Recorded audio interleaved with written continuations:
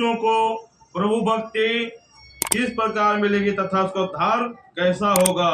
हे श्रेष्ठ मुनि, ऐसा कोई तप कहिए जिसमें थोड़े ही समय में पुण्य फल तथा वनवांछित फल मिले। वह कथा सुनने की हमारी इच्छा है।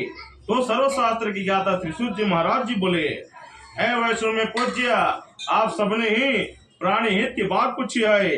अब मैं श्री श्रेष्ठ सत्य भगवान का व्रत आप लोगों से कहूंगा। जिस व्रत को नारद जी ने लक्ष्मीनारायण भगवान से पूछा था और लक्ष्मीपति ने मुनि श्रेष्ठ नारद जी को कहा था। एक समय योगीराज नारद जी दूसरों की हित इच्छा से घूमते हुए वहाँ मृत्यु लोक में आ पहुंचे। यह अनेक योनि में जन्मे प्राय सभी मनुष्य अपने अपने कर्मों के द्वारा दुखी देखकर, पीड़ित देखकर नारद जी ने सोचने लगा, किसी अच्छे कार्य करने से इन मनुष्यों का दुख जो है नाश हो सकेगा। ऐसा मन में सोचकर नारद जी जो है विष्णु लोक को, वैकुंठ लोक को गए। वहां श्वेत वर्ण 4 भुजाओं वाले देवों की सन्तान, जिनके हाथ में शंख, चक्र, गदा, पद्म तथा वरमाला पहने हुए थे, देखकर नारद जी स्तुति करने लगे। हे भगवान, आप अत्यंत शक्ति से संपन्न है। मन तथा वाणी को आपको कोई नहीं पा सकता है। आप निर्गुण स्वरूप में, निराकार स्वरूप में भक्त को दुख को नष्ट करने वाले हो। आपको मेरा बारंबार प्रणाम है। नारद जी की इस प्रकार की स्तुति सुनकर विष्णु भगवान जी बोले, हे देवासी मुनि श्रेष्ठ जी, आपके मन में क्या है? आप किस काम के लिए आगमन हुआ है? निसंकोच कहो। बैठो, तान पानी होती ना। निसंकोच कहो।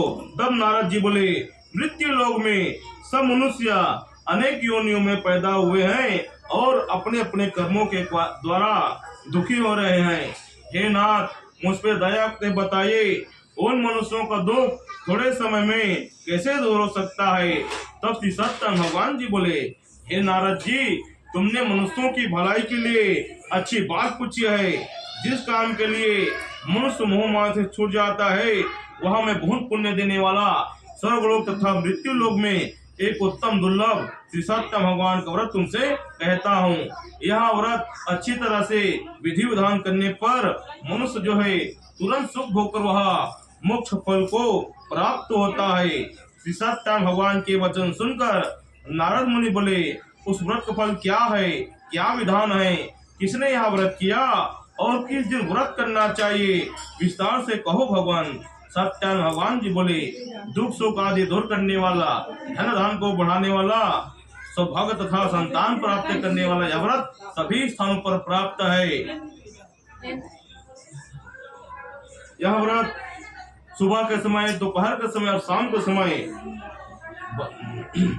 भक्त जो है धर्मपरायण होकर श्री सत्य भगवान को ध्यान करके, बंधु बांधव को बुलाकर, अपने परिवार वालों को बुलाकर धर्मपरायण होकर श्री सत्य भगवान जी का पूजा पाठ करें और भक्ति भाव से नैवेद्य, केले का फल, घी, दूध, दही, गेहूं का चूर्ण समय में लेवें।